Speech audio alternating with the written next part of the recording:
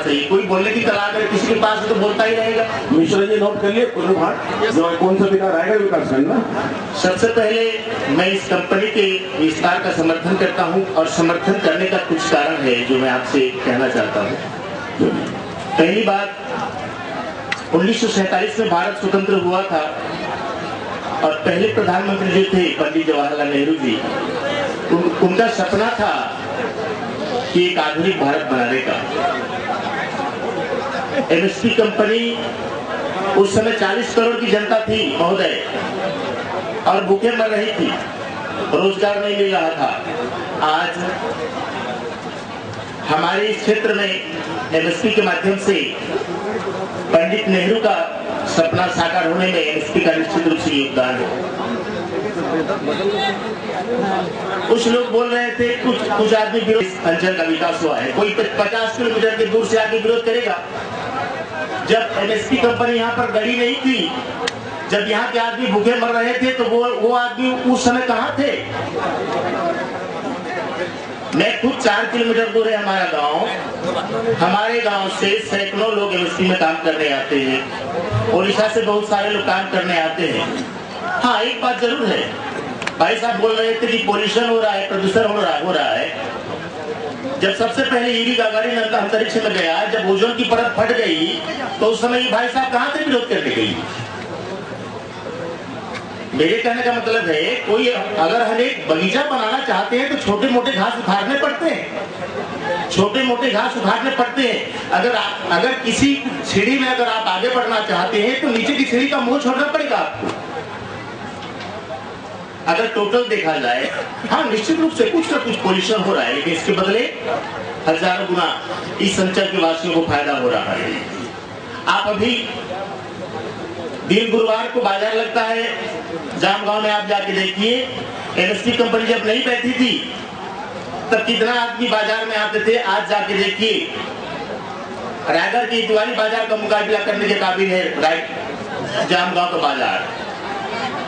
तो निश्चित रूप से यहाँ की किसान भी आर्थिक रूप से समृद्ध हो रहे हैं, व्यापारी वर्गों को भी लाभ हो रहा है। उसके बाद भारत की सरकार या राज्य सरकार इतना सक्षम नहीं है कि यहाँ के पढ़े लिखे लोगों को, पढ़े लिखे बच्चों को रोजगार दे सके। तो निश्चित रूप से एमएसपी इस समस्या का भी कुछ न कुछ समाधान कर रही है यहाँ के बच्चों को काम देकर। यहाँ आसपास के 10-15 किलोमीटर के अंदर जितने भी गांव हैं, जितने भी सांस्कृतिक कार्यक्रम होते हैं, निश्चित रूप से उसमें उसका भाग होता है। मार्केश्वरी मंदिर एमएसपी के योगदान से ही आज आप सब लोग देख सकते हैं, दशहरा पूर्णिमा के दिन लाखों लोग गैदरिंग हो रहे हैं। तो इस चीज को हम झूठ है नहीं बोल सकते, सत्य है, तथ्य है। ये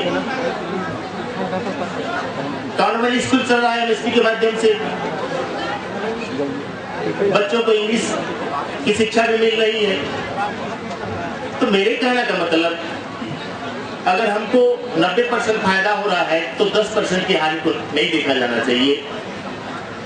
हमारे 10 किलोमीटर के अंदर जितने भी गांव हैं, ऐसा कोई आदमी नहीं है जो विरोध कर रहा है। दूर दूर से आते हैं, उनको बोलने की कला होती है, विरोध करने की वो विरोध कर देते हैं, लेकिन तथ्य को नहीं देखते, सत्य को नहीं देखते। मेरे कहने का मतलब है कि अगर हमको फायदा हो रहा है, अगर हमको रोजगार मिल रहा है, तो निश्चित रूप से हम सबको समर्थन करना चाहिए। एक बात बताऊं, रात को एक गाड़ी में मेरे पास आए थे कि बारिक जी आप हमारे साथ चलो विरोध करने के लिए। मैं बोला क्यों नहीं विरोध करना है आपको? अरे भाई विरोध क्यों करूं, आप पहले बताओ। तो मेरे को बोले इसलिए विरोध करना है, इसलिए विरोध करना है। भाई आप 5% हानि को देख रहे हो, 95% फायदा को नहीं देख रहे हो। मैंने फायदा गिना दिया, तो चुपचाप चले गए रात को।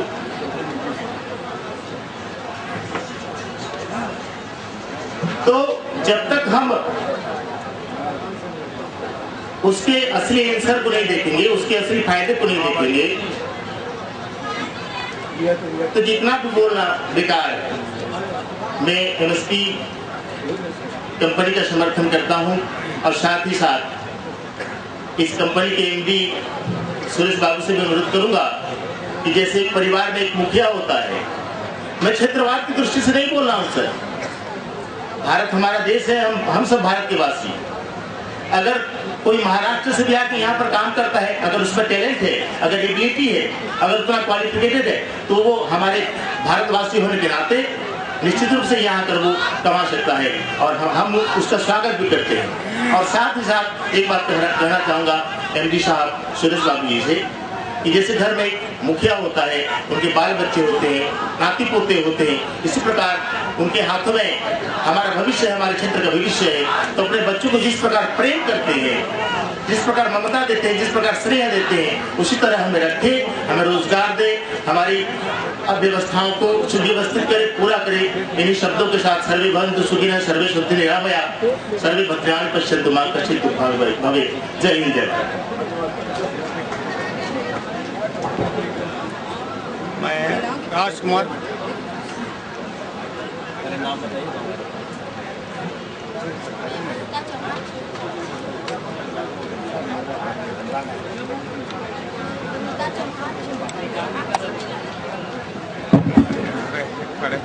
मैं विनीता चौहान छुहीपाली से।